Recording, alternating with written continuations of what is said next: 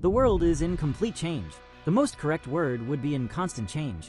Who is at the top today may not be tomorrow. And this has become normalized in Dragon Ball in such a way that one of the greatest examples of this is Gohan himself in the form of Super Saiyan 2. This transition marks what we have already seen several times. On one page, he is weaker.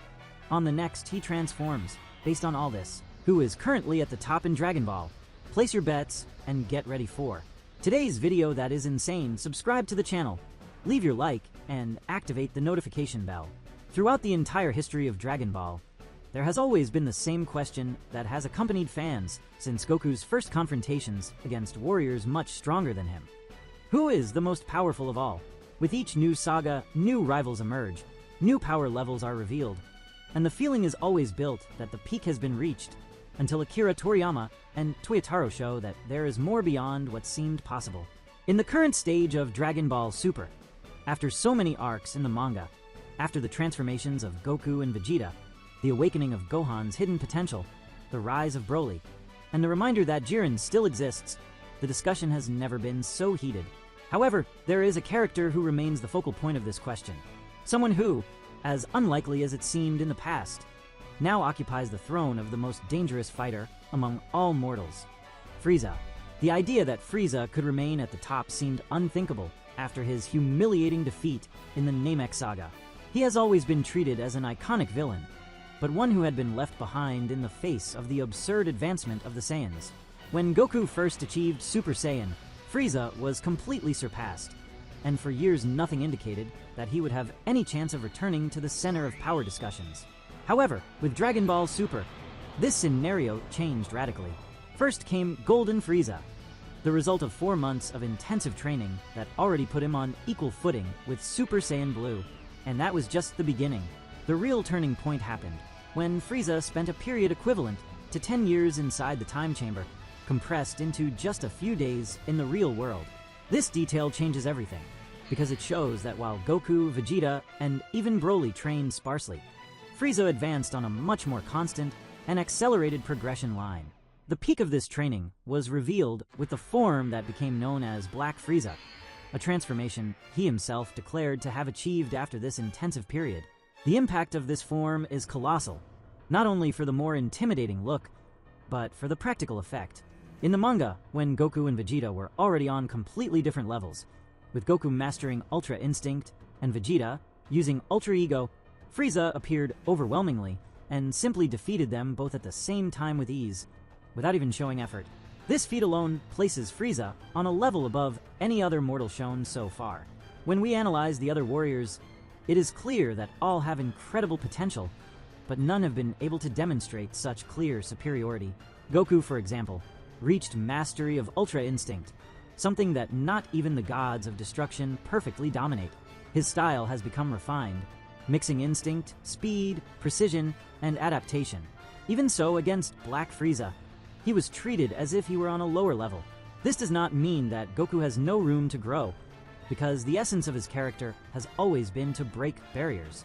What differentiates the situation is that, as much as Goku advances, Frieza is always one step ahead, thanks to his isolated training and his natural genius for combat. Vegeta, in turn, found in Ultra Ego a way to place his individuality as a differential. While Goku relies on emotional detachment to react perfectly, Vegeta feeds on pride and the pleasure of fighting, absorbing damage and turning it into fuel for his evolution. This technique is a very powerful weapon, but it is still under construction. He himself admitted that he needs to improve it and that he has not yet reached the necessary mastery. Frieza, on the other hand, has already presented a finalized transformation ready for use, which gives him an advantage. Gohan, on another extreme, showed a new side with his beast form, an awakening that explores the essence of his dormant power and that places him as one of the most dangerous fighters in Universe 7. His confrontation against Cell Max proved that he can reach unbelievable peaks of power when his rage is awakened. However, the issue with Gohan is the same as always. He is not a warrior who trains with constant discipline. His power depends on circumstances, on extreme situations that force him to release his fury. This makes him less reliable in a direct dispute with someone like Frieza, who has been maintaining a progressive line of calculated and focused training. Broly may be the most curious case. He represents the Saiyan's primitive instinct in its purest form. His power has no clear limits, because the more he fights, the stronger he becomes. Goku and Vegeta, even together, had to resort to fusion to defeat him, which shows the absurd level of his threat. Still, Broly does not master his power. He continues to be a chaotic, emotional force without refined technique. Against Frieza, this lack of control is a decisive factor. As much as Broly may have raw potential, perhaps even superior to all the others, his inability to control that power makes him vulnerable against someone who thinks coldly and takes advantage of any opening. Jiren also cannot be forgotten. In the Tournament of Power, he was presented as the mortal warrior closest to divinity, someone who surpassed even the understanding of Goku and Vegeta at that moment. His power was so immense that he faced multiple opponents effortlessly, even managing to pressure Goku in initial Ultra Instinct. However, time passed. Since then, Goku and Vegeta have grown. Gohan has awakened a new form, Broly has shown his enormous strength, and Frieza has made a gigantic leap. If Jiren has not shown any comparable evolution, he ended up being left behind. Of course, his discipline and his connection with the pride of Universe 11 still make him a heavyweight name, but in the face of Black Frieza, even he would not be able to resist. What makes Frieza different from all these warriors is not just the result of longer training.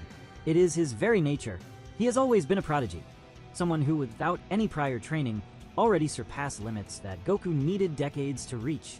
His genetics and his lineage are unique, and this now adds to a calculated effort he had never made in the past. This contrast is fundamental.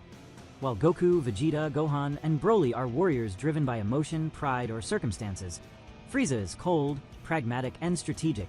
He does not train for love of battle, but because he sees it as a tool to maintain absolute power. This mentality makes his growth more direct and objective. Another crucial point is that Frieza does not depend on masters.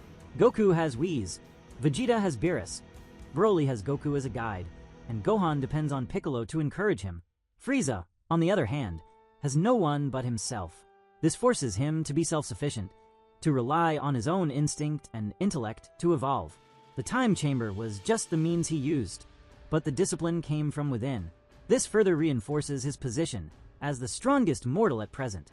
If we observe the timeline, we can see that Goku and Vegeta spent much of the post-tournament of Power Period training, but always interrupting this process for missions or unexpected battles.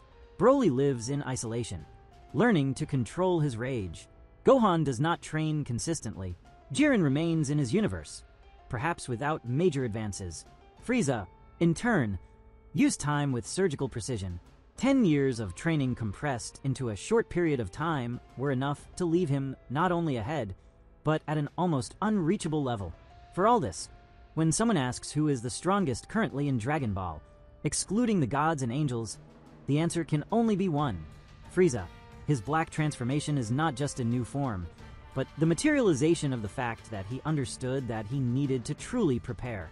Unlike in the past, when he relied only on his natural superiority, now he unites talent and dedication, which makes him practically unbeatable. This does not mean that he will be untouchable forever. Dragon Ball has always reinvented itself, and Goku has already proven countless times that he can achieve the impossible. Vegeta, with his obstinacy, will never accept being left behind. Gohan, if he decides to truly train, could surprise again. Broly, if he masters his instincts, might be the only one able to face Frieza on equal terms in the future. And Jiren may still show that he has not stopped evolving. But until these potentials turn into reality, the throne of strongest mortal belongs to Frieza, and with a certain margin. The great differential, in the end, is that Frieza does not need external motivation. He does not fight for justice, pride, or the fun of battle. He fights because his goal is to be the strongest to keep everyone else under his shadow. This pure and cold ambition, added to a strategic intellect and a blessed genetics, consolidate his supremacy.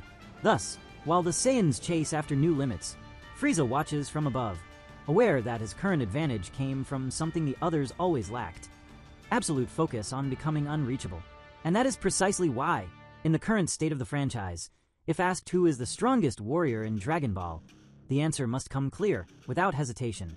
It is Frieza, the Emperor of Evil, the villain who seemed forgotten, returned not only to match, but to surpass all the other mortals and occupy the top of the power pyramid alone. From the very first pages, we saw that power is not static. A warrior who seemed invincible at one moment can be surpassed in the next, and the narrative always reinforces this dynamic. One of the greatest examples of this is Gohan himself, who during the Cell Saga reached Super Saiyan 2, marking a historic transition in the series' history. At that moment, he seemed the most powerful warrior of Universe 7, capable of facing Cell and dominating the situation alone.